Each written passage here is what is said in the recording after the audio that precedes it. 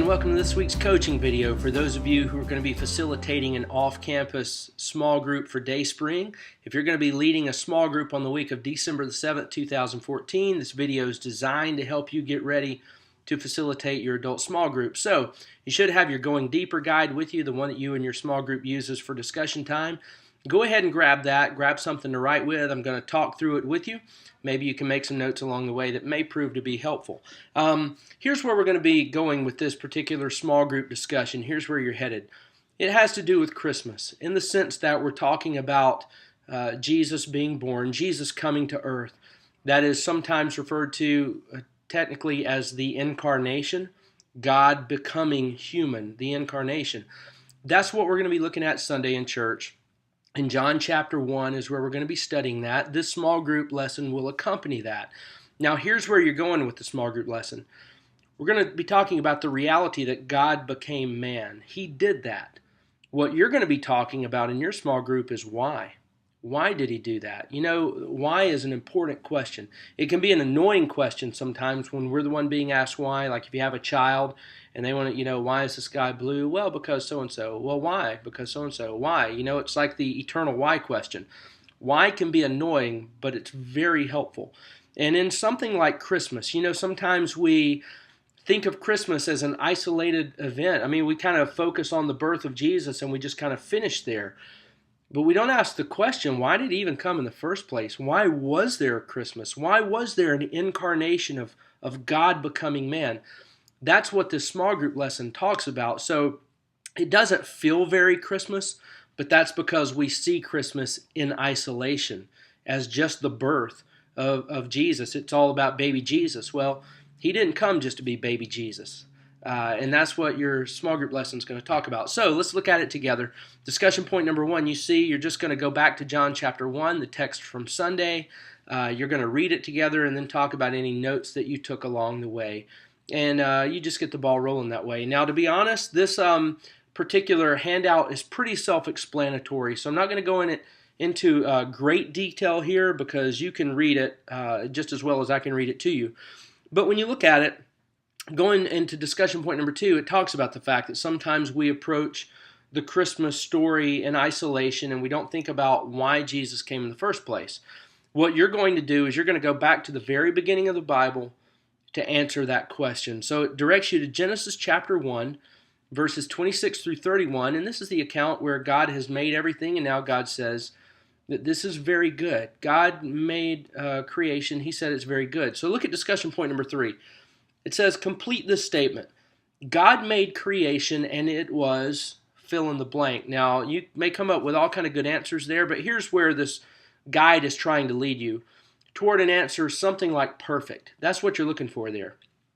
Ideal, right, perfect, whatever your fill in the blank answer is, that's where you're trying to go there. So as the facilitator, make sure everyone moves in that direction, all right? From there, discussion point number 4 is just a good question. In what ways was God's creation perfect? I mean, talk about that.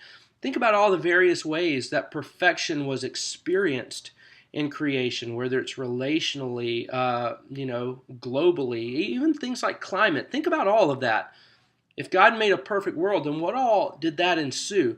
And what you're trying to get at here, and that's an important question as this handout unfolds.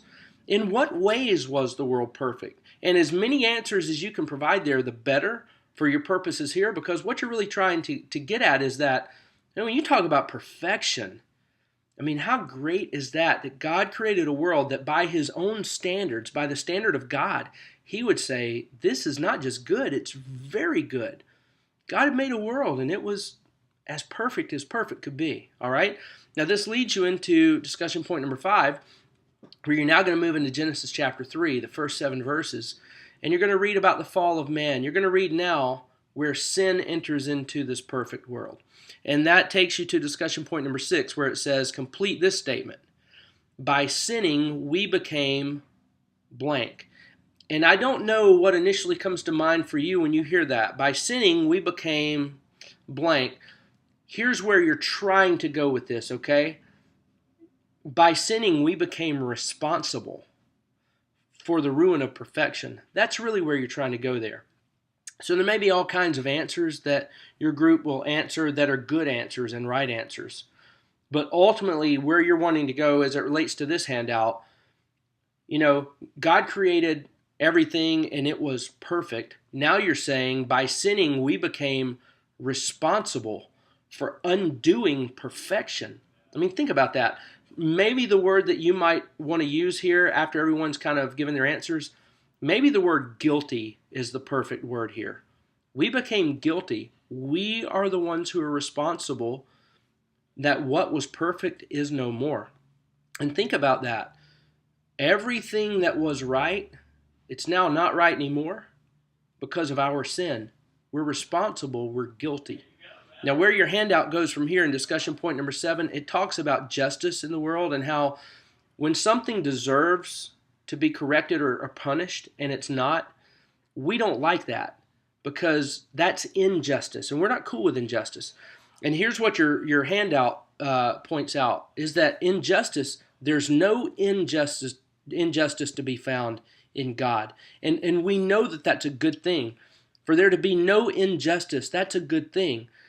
But the problem is that we are guilty. We are the ones responsible. We're the ones guilty of sin. We're the ones guilty of undoing a perfect creation. Therefore, we're due judgment. The right thing to do would be for God to judge us. All right? So look at your handout. It talks about that problem that we're guilty of sin. We're due judgment, yet God is love.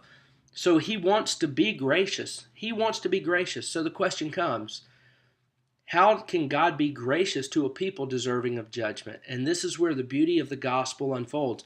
It points you back to Genesis chapter 3, verses 8 through 15. You're continuing to read because what happens is God foreshadows in the event of Adam and Eve how he was going to be good to a creation that was guilty and due judgment. We see in those verses that God does God says what he says about sin and about how there are going to be consequences of this. And in verse 15, God says to the serpent, the one responsible for the temptation, God says that one day there's going to be a child or one born of a woman specifically. No mention of the father. There's going to be one who is born of a woman who is going to crush your head, who's going to make all of this right again.